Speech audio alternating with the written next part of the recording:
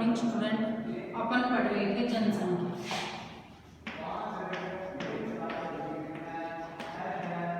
जनसंख्या में अपन ने जनसंख्या वृद्धि पढ़ा था कि किस प्रकार से जनसंख्या में वृद्धि हो रही है। अब है जनसंख्या वृद्धि या परिवर्तन की प्रक्रिया।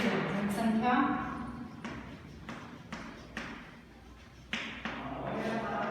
वृद्धि या परिवर्तन की प्रक्रिया। अब परिवर्तन किस प्रकार से होता है जनसंख्या में, यह अपन को पढ़ना है। जनसंख्या में वृद्धि या परिवर्तन की प्रक्रिया की जनसंख्या में वृद्धि किस प्रकार से होती है और किस प्रकार से यह परिवर्तन होता है। अभी इसके मुख्य 3 कारण हैं। कौन कौन से? पहला है जन्म दर, दूसरा है मृत्यु दर और तीसरा है प्रवास। अब देखो जन्म दर से किस प्रकार से जनसंख्या में वृद्धि। अगर जन्म दर अधिक है तो जनसंख्या में वृद्धि होगी। अगर मृत्यु दर जनसंख्या में, देखो ये दोनों कारक बहुत ही प्रभावित करते हैं जनसंख्या की वृद्धि में। जन्म दर और मृत्यु दर अगर बराबर है तो जनसंख्या में कोई फर्क नहीं पड़ेगा। जबकि जन्म दर अधिक है तो जनसंख्या बढ़ेगी या मृत्यु दर अधिक है तो जनसंख्या घटेगी। ठीक है, जैसे अब जो वर्तमान समय में है वो मृत्यु दर अधिक है और जन्म दर मृत्यु दर भी अधिक है। अधिक का मतलब जैसे जन्म दर अधिक है जिससे जनसंख्या बढ़ रही है और मृत्यु दर कम है। ठीक है, और यह अधिक है, इसलिए जनसंख्या में क्या हो गई है, यह जनसंख्या वृद्धि होगी। क्यों? क्योंकि देखो मृत्यु दर में तो कमी ले आएगी। ये जो विभिन्न वैज्ञानिकरण है, वैज्ञानिक खोज है, क्योंकि पहले अनेक बीमारियों से लोग मर जाते थे, अपने पढ़ा भी था, तो उससे मृत्यु दर में तो कमी आ रही है और जन्म दर अधिक है, इसीलिए भारत की जनसंख्या लगातार बढ़ रही है। आप देखो इसमें अपन पढ़ लेते हैं। इसमें है जनसंख्या में होने वाले परिवर्तन की मुख्य प्रक्रियाएं हैं जन्म दर, मृत्यु दर एवं प्रवास। प्रवास का मतलब होता है एक स्थान से दूसरे स्थान पे जाना। जैसे ग्रामीण क्षेत्रों से लोग प्रवास करते हैं शहरी क्षेत्रों की ओर, तो शहरों की जनसंख्या बढ़ जाती है, ग्रामीण क्षेत्रों की जनसंख्या घट जाती है। अब देखो इसमें जनसंख्या में होने वाले परिवर्तन को 3 मुख्य प्रक्रियाएं हैं, जन्म दर, मृत्यु दर एवं प्रवास। जन्म दर और मृत्यु दर के बीच का अंतर जनसंख्या की प्राकृतिक वृद्धि है। एक वर्ष में प्रति 1000 व्यक्तियों में जितने जीवित बच्चों का जन्म होता है उसे जन्म दर कहते हैं। जबकि यह वृद्धि का एक प्रमुख घटक है क्योंकि भारत में हमेशा जन्म दर मृत्यु दर से अधिक रहा है। 1000 व्यक्तियों पर जीवित बच्चों की संख्या को क्या कहा जाता है, जन्म दर, और 1000 व्यक्तियों पर जो मरने वाले लोगों की संख्या को क्या कहा जाता है, मृत्यु दर। भारत में हमेशा मृत्यु दर से अधिक जन्म दर रही है, इसीलिए यहाँ की जनसंख्या अधिक बढ़ रही है। ठीक है, एक वर्ष में प्रति 1000 व्यक्तियों में मरने वालों की संख्या को मृत्यु दर कहा जाता है। मृत्यु दर में तेज गिरावट भारतीय जनसंख्या में वृद्धि का मुख्य कारण है। 1980 तक उच्च जन्म दर एवं मृत्यु दर में लगातार गिरावट के कारण जन्म दर एवं मृत्यु दर में काफी बड़ा अंतर आ गया था। इसके कारण जनसंख्या वृद्धि दर अधिक हो गई थी। अब 1981 से धीरे धीरे जन्म दर में भी गिरावट आनी शुरू हुई, जिसके परिणामस्वरूप जनसंख्या वृद्धि में गिरावट आई है। इस प्रकार के चलन का क्या कारण है कि इस प्रकार के चलन का देखो कि मृत्यु दर में गिरावट और जन्म दर। अब लोगों को अधिक शिक्षित किया जा रहा है, जैसे चीन ने ये लागू किया था। देखो चीन की जनसंख्या अब भी विश्व में सबसे अधिक है, लेकिन चीन ने कुछ समय के लिए अब हटा दिया है 1-2 साल से। नहीं तो ये था कि सिर्फ एक ही बच्चा, वहां पर ये रूल बना दिया था कि एक ही बच्चा पैदा करना है। इसी प्रकार से उसकी जन्म दर में भी गिरावट आ गई, तो जन्म दर में गिरावट आएगी और मृत्यु दर में भी गिरावट आएगी, तो वहां जनसंख्या कम बढ़ेगी। ठीक है, अब है जनसंख्या वृद्धि का तीसरा घटक है प्रवास। लोगों का एक क्षेत्र से दूसरे क्षेत्र में चले जाने को प्रवास कहते हैं। जैसे मैंने तुम्हें आपको बताया ना कि ग्रामीण क्षेत्र से शहरी क्षेत्र में या एक शहर से दूसरे क्षेत्र में, तो इससे भी जनसंख्या में प्रभावित होती है। प्रवास आंतरिक देश के भीतर या अंतर्राष्ट्रीय देशों में हो सकता है। देश के भीतर होने वाले प्रवास को आंतरिक प्रवास कहते हैं, जैसे एक राज्य से दूसरे राज्य में, जैसे राजस्थान से लोग यूपी में चले गए, एमपी में चले गए, गुजरात में चले गए, ठीक है। आंतरिक प्रवास जनसंख्या के आकार में कोई परिवर्तन नहीं लाता है। अब देखो दो प्रकार के प्रवास बताए हैं, एक तो आंतरिक और एक अंतरराष्ट्रीय। आंतरिक और दूसरा है अंतरराष्ट्रीय। अंतरराष्ट्रीय प्रवास।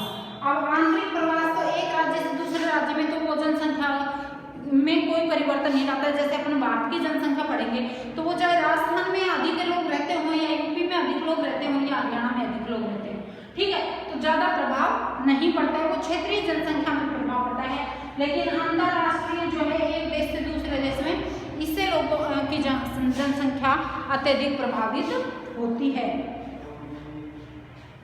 जनसंख्या वितरण एवं उनके घटकों को परिवर्तित करने में प्रवास की महत्वपूर्ण भूमिका होती है।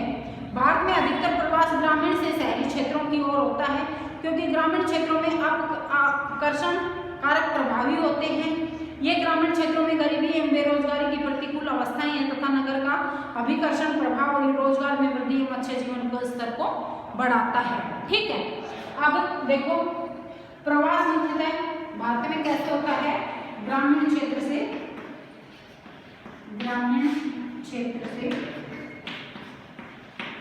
शहरी क्षेत्रों की ओर या नगरों की ओर, शहरी क्षेत्रों की ओर अधिक होता है। इसके क्या कारण है, क्योंकि ग्रामीण क्षेत्रों में पशुपालन और कृषि मुख्य व्यवसाय है, सिर्फ अपना भरण पोषण का ही काम चलता है, उससे जो व्यवसायिक संरचना है वो अच्छी नहीं है, सुदृढ़ नहीं है। जबकि शहरी क्षेत्रों में व्यवसायिक संरचना अधिक सुदृढ़ है, उनको नगद पैसे मिलते हैं काम करने के, जिससे कि उसको आर्थिक रूप से वो संबल बन जाता है। प्रवास जनसंख्या परिवर्तन का एक महत्वपूर्ण घटक है। यह केवल जनसंख्या के आकार को ही प्रभावित नहीं करता, बल्कि उम्र एवं लिंग के दृष्टिकोण से नगरीय एवं ग्रामीण जनसंख्या की संरचना को भी परिवर्तित करता है।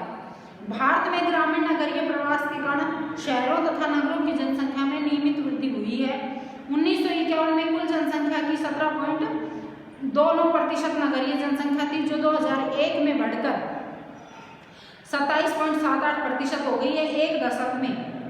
या आप कह सकते हो कि देखो 2011 में यह 31.80% हो गई है, जो देश में पहले 1991 में 2001 में नगरों की संख्या कितनी थी, 35 कुल नगरों की संख्या थी, जो बढ़कर हो गई है 53। तो अपन देखते हैं कि धीरे धीरे नगरीय जनसंख्या में परिवर्तन हो रहा है। अब है आयु संरचना, ठीक है। जनसंख्या वृद्धि के मुख्य 3 कारण माने जाते हैं, जन्म दर, मृत्यु दर और प्रवास। ये आपके समझ गए होंगे।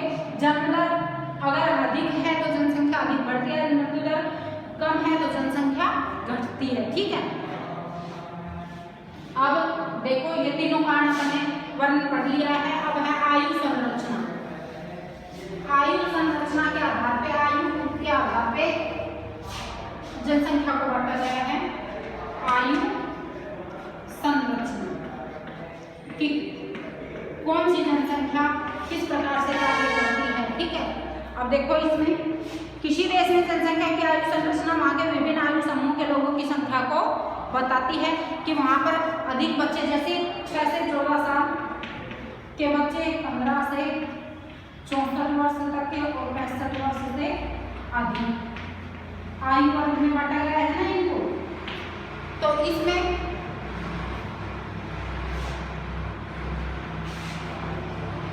इससे ये पता चलता है कि बच्चे वहाँ पर कितने हैं, जो वयस्क जनसंख्या है वो कितनी है और वृद्ध जनसंख्या कितनी है। एक व्यक्ति की आयु उसकी इच्छा, खरीदारी तथा काम करने की क्षमता को पर्याप्त रूप से प्रभावित करती है। परिणाम स्वरूप बच्चे, वयस्क और वृद्धों की संख्या एवं प्रतिशत किसी भी क्षेत्र की आबादी के सामाजिक एवं आर्थिक ढांचे को प्रभावित करता है। किसी राष्ट्र की आबादी को सामान्यतः 3 वर्गों में बांटा है। अब देखो इसमें बच्चे आपकी बुक में दे रखा है 15 वर्ष से कम, 15 वर्ष से कम, या आप यूँ कह सकते हो 0 से 14 वर्ष तक के आयु के तो बच्चे होते हैं। दूसरा है व्यस्त। व्यस्त का मतलब होता है जो काम करने वाली जनसंख्या है। इसमें आपको दे रखा है 15 से 59 वर्ष। और वृद्ध, वृद्ध में 59 वर्ष से या 60 वर्ष से अधिक। अब जिस भी देश में जो व्यस्त जनसंख्या होती है वो इन दोनों की सेवा करती है, ठीक है। बच्चे भी उन्हीं पे, जो कार्यशील जनसंख्या तो यही उम्र रहती है ना 15 से 60 वर्ष तक की, तो इसमें क्या होता है कि ये बच्चे भी इन्हीं पे डिपेंड होते हैं और वृद्ध की सेवा भी यही करते हैं। तो जिस भी देश में या जिस क्षेत्र में व्यस्त जनसंख्या अधिक होगी या कार्यशील जनसंख्या अधिक होगी वही देश विकसित होता है, हर क्षेत्र में वही विकास करता है। देखो अब इसमें अपन पढ़ते हैं, ये आर्थिक रूप से उत्पादनशील नहीं होते हैं तथा इनको भोजन, वस्त्र एवं स्वास्थ्य संबंधी सुविधाएं उपलब्ध कराने की आवश्यकता होती है। ये आर्थिक रूप से उत्पादनशील नहीं होते हैं, कुछ भी कार्य ये इंडिपेंडेंट रूप से नहीं कर सकते हैं। तो इसका मतलब क्या हुआ कि आर्थिक सहयोग, देश में जो आर्थिक सहयोग करने का होता है वो यह वर्ग नहीं करता है, ठीक है ना। तो इनकी हर काम के लिए यह इस पर डिपेंड करता है और ये भी इस पर डिपेंड करते हैं, ठीक है ना। अब देखो, ये आर्थिक रूप से उत्पादनशील तथा जैविक रूप से प्रजननशील होते हैं। यह जनसंख्या का कार्यशील वर्ग है, यह जनसंख्या का कार्यशील वर्ग है। मुख्य कार्य इसी उम्र में व्यक्ति करता है, ठीक है ना। तो ये दोनों वर्ग जो हैं, बच्चे और वृद्ध, इन्हीं पे डिपेंड हैं और किसी भी देश की आर्थिक, सामाजिक सारी व्यवस्था के लिए मुख्य उत्पादक कौन सा वर्ग है? व्यस्त वर्ग। अब वृद्ध है 59 वर्ष से अधिक, ये आर्थिक रूप से उत्पादनशील या अवकाश प्राप्त हो सकते हैं। ये स्वैच्छिक रूप से कार्य कर सकते हैं लेकिन भर्ती प्रक्रिया के द्वारा इनकी नियुक्ति नहीं होती है।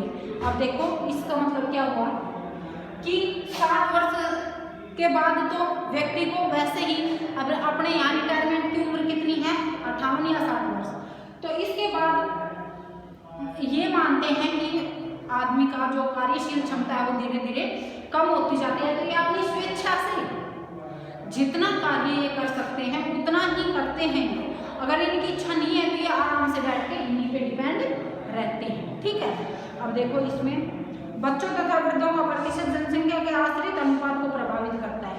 किस पे आश्रित है? ये खुद के काम ये भी नहीं कर सकते, ये भी इसके व्यस्त वर्ग पे आश्रित है और ये वृद्ध भी व्यस्त वर्ग पे आश्रित हैं क्योंकि ये समूह उत्पादक नहीं होते हैं। भारत की जनसंख्या में इन समूह के अनुपात को चित्र 6 में देखो, ये चित्र दिखा रखा है ना, मैं बना देती हूँ आपका।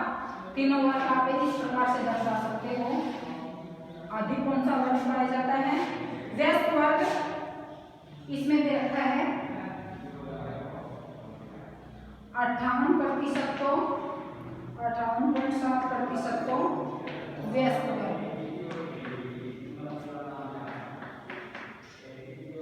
और 24.4% है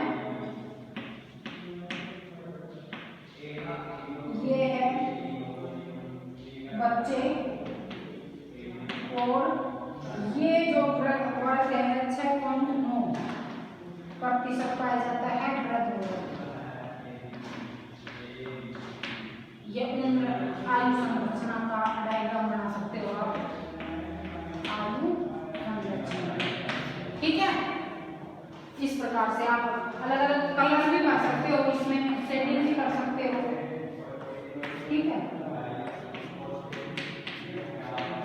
इस प्रकार तो सबसे अधिक वर्ग किस जनसंख्या का है? व्यस्त वर्ग का, फिर बच्चे और फिर वृद्ध आयु, ठीक है। अब इसमें देखो अपन ने ये 4 चीजें पढ़ी हैं। पहले तो अपन ने जनसंख्या वृद्धि के कारण कह सकते हो आप, मुख्यतः 3 कारक प्रभावित करते हैं: जन्म दर, मृत्यु दर और प्रवास वो पढ़े हैं। जन्म दर अगर अधिक होगी और मृत्यु दर कम है तो जनसंख्या अधिक बढ़ती है। अगर मृत्यु दर और जन्म दर बराबर है तो जनसंख्या में कोई प्रभाव नहीं पड़ता। इस प्रकार से प्रवास होता है एक स्थान से दूसरे स्थान पे आवागमन करना। तो इसमें ग्रामीण क्षेत्र से शहरी क्षेत्रों की ओर प्रवास अधिक होता है। इसको दो प्रकारों में बांटा है, आंतरिक प्रवास और अंतरराष्ट्रीय प्रवास, या अंतर्देशीय प्रवास कह सकते हो या अंतर्राष्ट्रीय प्रवास। ठीक है, तो देश के अंदर ही जिन राज्यों में या जिन क्षेत्रों में प्रवास होता है उससे जनसंख्या पे भारत की जैसे कुल जनसंख्या पर कोई प्रभाव नहीं पड़ता है। लेकिन जो अंतर्देशीय अंतर्राष्ट्रीय प्रवास है उससे जनसंख्या पर अत्यधिक प्रभाव पड़ता है। इसी प्रकार से आयु संरचना 3 वर्गों में बांटा गया है। 0 से 14 वर्ष बच्चे जो कि उत्पादनशील जनसंख्या नहीं होती है, यह किस पर डिपेंड होते हैं, वयस्क वर्ग पे, और यह उत्पादनशील जनसंख्या होती है, मतलब कार्यशील जनसंख्या कह सकते हैं अपन 15 से 60 वर्ष या 59 वर्ष तक। और वृद्ध वर्ग है यह भी उत्पादनशील नहीं होता, यह स्वेच्छा से ही कार्य कर सकता है। अब आगे है लिंग अनुपात, यह हम कल पढ़ेंगे।